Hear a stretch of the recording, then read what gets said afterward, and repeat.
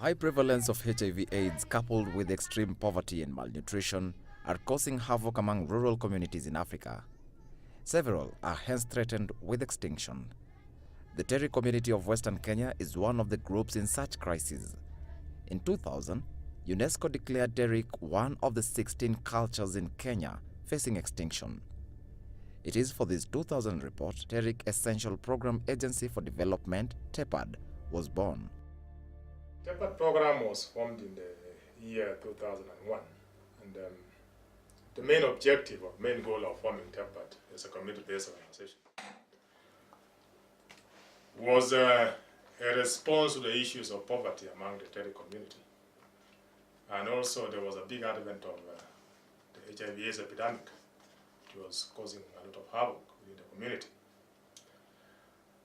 During that time, it also coincided with a declaration from UNESCO that the community was one of the 16 in Kenya, which was facing a cultural extinction. The Terik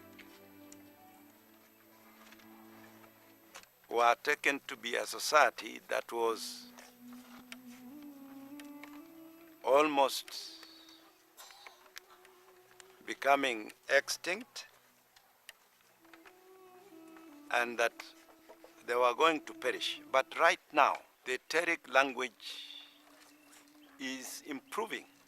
TEPAD Kenya is working on solutions for not only Terik, but other communities in similar circumstances as a solution that will go the far distance in saving the minority crisis.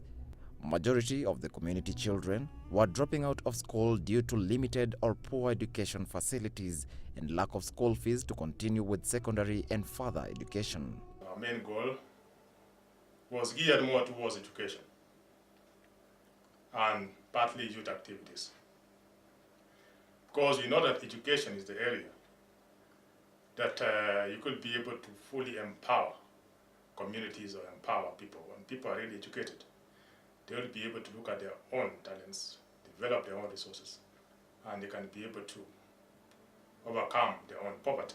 For those who managed to further their education, the academic progress was less competitive due to the combination of poor nutrition and limited teaching and learning resources. Education was the means whereby the Terik children could realize the means for productive employment, independence, and self-esteem. With independence, the changes for exploitation and injection with the HIV and AIDS will greatly be lessened. And with self-esteem came a chance for them to consider themselves equal in dignity to others and trust in their capacity to fight the ills that bedevil their community. With this, 7 priority areas were identified. 1. Introduction and strengthening of school feeding programs, not only to attract and retain children in the school system, but also to improve their nutrition and health status. We noted that because of the high poverty rates, the issue again of so many orphans coming in because of the issue of HIV/AIDS, to attract these people to come to school, we really have to have some feeding. And school feeding not only as a form of instruction, but also in terms of nutrition and improvement in the academic performance. So we looked at school feeding as one of the key areas that we should be able to really do so as to uplift education standards or to develop this particular cadre of youth in this particular population. The feeding program has assisted very much. One, you find that sometimes a pupil would go home, find that there's nothing at home, maybe take just a cup of water and come back to school. Now look at that situation where a pupil maybe in the morning had just a cup of strong tea, came to school, goes back home, finds nothing to eat, takes a cup of water and comes back to school. That pupil would not be able to learn properly. So they are benefiting from it, because you find like an orphan, maybe is having problems at home, no food. So when he or she takes maybe that cup of uji or the githeri, at least he or she feels that somebody somewhere cares about him or her. The pupils normally take uji, ECD class, and the upper classes take some githeri. Mimi ndio napikia watoto ndio hii maharagwe, tena natengenezea uji watoto ya nursery, na watoto sasa anakula saa ya saa 7 ya lunch, na wa nursery anakunywa uji saa 5. Under this priority area, the following have been achieved. School feeding program is ongoing in all the 7 schools. New kitchens and food stores have been constructed in 4 schools. And finally, gas cookers have been supplied and in use in all 7 schools. 2. Develop and strengthen early childhood education as a means of building sound foundation for further education. This has facilitated modern ECD classes to be constructed in 4 schools, and construction is ongoing at 5th school. We have supported the TEPAD in terms of the ECD building. So we have so far built 4 buildings, and now one is under construction. So we want the children in Terek to have the opportunity to be educated, and then I hope them to have a good future. Pens, pencils, books and other stationery have been supplied to all schools. Desks and chairs have been supplied to 4 schools, and finally, monthly tokens for ECD teachers have been initiated to supplement parents' contribution to their salaries. Wametujengea madarasa. Sasa hii tuko na madarasa ambayo yameshikana na store pamoja na jikoni.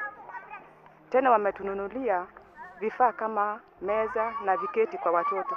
Mwanzoni bila TEPAD tulikuwa na shida kwa sababu watoto walikuwa wanasomea darasa ambayo ilikuwa na vumbi sana. Na sasa hii wanasikia vizuri, hata kielimu wameendelea. Progress yao iko juu sana. Tena watoto wameongezeka tangu wakati huo.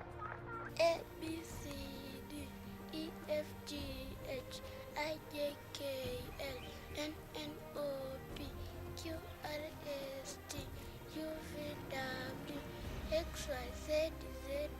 The third priority area that was identified was the introduction of a scholarship scheme to pay for secondary and university education for the academically competitive students. This has helped realize 6 full secondary school academic scholarships. I completed my primary education in 2010, and I was declared the first one in my Interic division, and also in my school, which is Soy Primary School. In respect to that, I won the scholarship from TEPAD, and I was admitted in Maseno School, and now I'm continuing well, and I hope in 4-year course I'll get an A, and I'll come and assist my site. We had one student in the name of Scarlett Muhonja who benefited in 2007. The girl has continued into her secondary school, that is Kapsabet Girls High School. She did her O-levels and passed very well, attaining a mean of A-. She's now at Chepkoilel University. 4 secondary school sports scholarships, and finally, 2 university scholarships. I was the first girl to gain the beneficiary of TEPAD. I did my KCP in 2005 at Capco Primary School and scored 389 marks. So I got the sponsorship to St. Mary's Girls Churches. After that, I completed my 4th-year course, got a B plain grade, admitted to Maseno University, pursuing my degree in Bachelor of Arts Economics. Okay, the sponsorship in the campus is not yet there, but I'll just plead they continue with it because I face a lot of difficulties as per now, because the Higher Education Loan Board is too little. Like for now, they only give us 16,000, which is not even enough to pay for the first semester fee. So I'll only urge the TEPAD to continue with their support in the scholarship. One scholarship is tenable at the University of Manitoba in Canada. I'm the past recipient of University of Manitoba Miles Scholarship. Miles stands for Mentoring International Leadership Excellence in Sports. This award was given to TEPAD